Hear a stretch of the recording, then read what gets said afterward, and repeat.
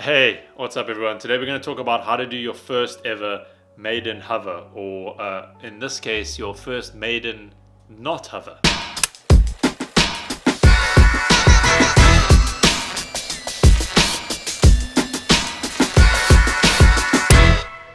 Right, so you've bought yourself a drone or you've built yourself a drone, and now you need to do your first maiden hover to make sure everything works and that you're ready for your first ever maiden flight. Now, a maiden hover, or in this case a maiden not hover, is the first time you'll ever start spinning the motors with the props on, so you can figure out if everything's working and if the pitch and roll are bound correctly and that the drone is reacting correctly. Now, typically how you would do this is in a big wide open field where you can get this enough space that if something goes wrong you won't endanger people. But like most of us, we don't have that much space. I don't have that much space.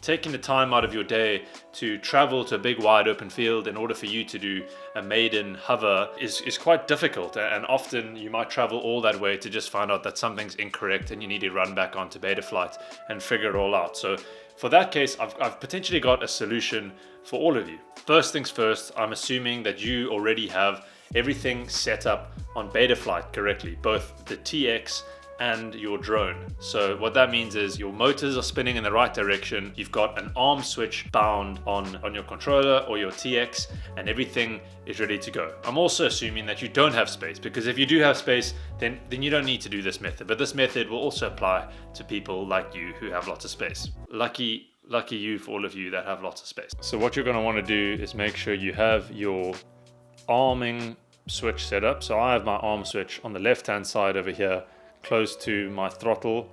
I know some people choose to put it on the other side, but I just have mine over here. So that's arm for me, and that's disarm. And then what you want to do is you put the drone down. You're going to want to have your thumb. I put my thumb on the gimbal like this, so it can't possibly move up. If you put it in a place like right down there, then this can't move up at any point because you're keeping it tight. So you don't want to have any movement on this stick at all. Then you're going to want to arm your drone, the motors will start spinning, and then now is when you're going to use the left hand stick to do the test. First thing you want to do is pitch forward and then stop, pitch forward and then stop. So what you should see is the back of the drone lifting up. Then you can equally go back and then stop, and then back and then stop. Then you'll see the front of the drone lift up. If you roll to the left and to the right, you should see each of the sides of the drone lift up and down. Now what you want to make sure you don't do is lift and then flick it back to the center, because as you can see, it's going back and forth like that. And what that will end up doing is end up lifting the drone up off the ground, which is what happened to me on my first maiden hover / test thing, which you can see here.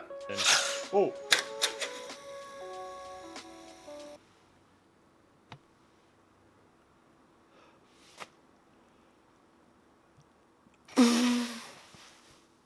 Cool, so those are the things that you want to have. You want to make sure you have it set up in BETAFLIGHT. You want to make sure you have your arming switch set up.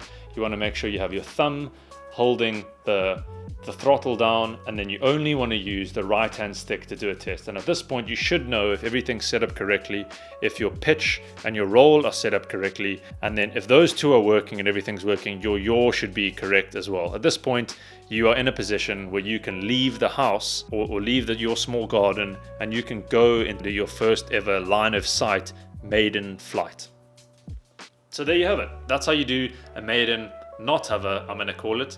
I hope this has helped you. If it has helped you, drop a comment, leave a like, and subscribe if you enjoy what you see. If you don't, that's also okay. You have a fantastic day, and I'll see all of you in another video. Bye-bye.